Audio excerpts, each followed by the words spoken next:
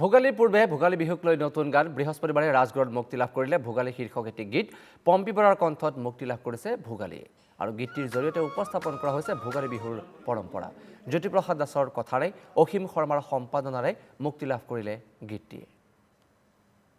পৰম্পৰাৰ সৈতে কিছুমান ধেমালি হাঁহি ধেমালিৰ কথাও জড়িত আছে সেইখিনিও খুব কম সময়ৰ ভিতৰতে ইয়াত ফুটাই তুলিব বিচৰা হৈছে খুব ভাল লাগিল পম্পী বৰাৰ ভোগালী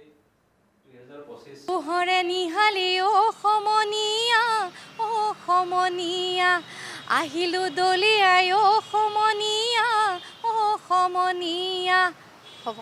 ভোগালীৰ প্ৰাক্ষণত মই সমূহ অসমবাসীলৈ এনকে টিভিৰ জৰিয়তে ভোগালীৰ শুভেচ্ছা জনাইছোঁ মই এই বছৰ ভোগালী 2025 ৰিলিজ দিছোঁ আচলতে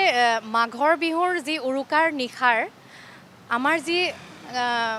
গাঁৱৰ যিটো আমাৰ পৰম্পৰা আচলতে এই গীতটোত মই সেইটো ৰাখি ৰজিতা খুৱাই যিটো আমাৰ পৰম্পৰাটো সাধাৰণতে আজিকালি নোহোৱা হৈ গৈছে সেইখিনি আমি আকৌ ঘূৰাই পাবলৈ আমাৰ বহুত দিগদাৰ এতিয়া পোৱা নাযায় গতিকে মই গীতটোৰ জৰিয়তে সেইখিনি ভিডিঅ'গ্ৰাফি কৰি পেলাই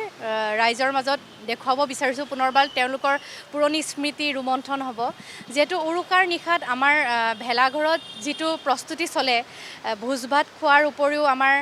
হাঁহি ফূৰ্তি সকলোৰে মাজত ডেকা বুঢ়া সৰু সৰু ল'ৰা ছোৱালীৰ পৰা মোৰ তাতে গীতটোত দেখা পাব সৰু ছোৱালী এজনীও মই ৰাখিছোঁ আৰু ডেকা বুঢ়াও তাতে আছে সকলোবোৰকে আমি ৰাখিছোঁ তাতে এটা সৰু প্ৰেমৰ চিনো আছে যিটো আমাৰ ভোগালীৰ উৰুকাৰ নিশা আমাৰ হয় সাধাৰণতে গীতটো